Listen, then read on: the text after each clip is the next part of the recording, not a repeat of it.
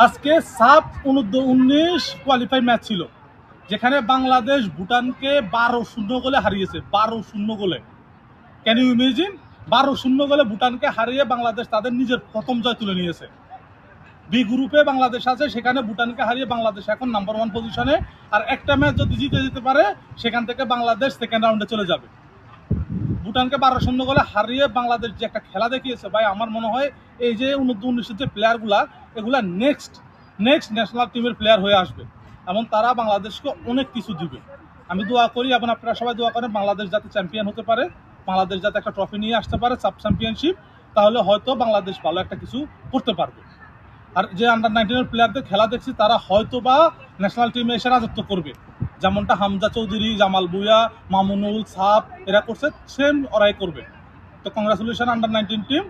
যদি আপনাদের কাছে ভিডিওটা যে থাকে, অনেক অনেক ধন্যবাদ। আর ভিডিওটা তাদের কাছে যাওয়ার জন্য বেশি বেশি শেয়ার করে দিতে হবে। আর ভালো লাগলে লাইক, কমেন্ট, সাবস্ক্রাইব করে দিতে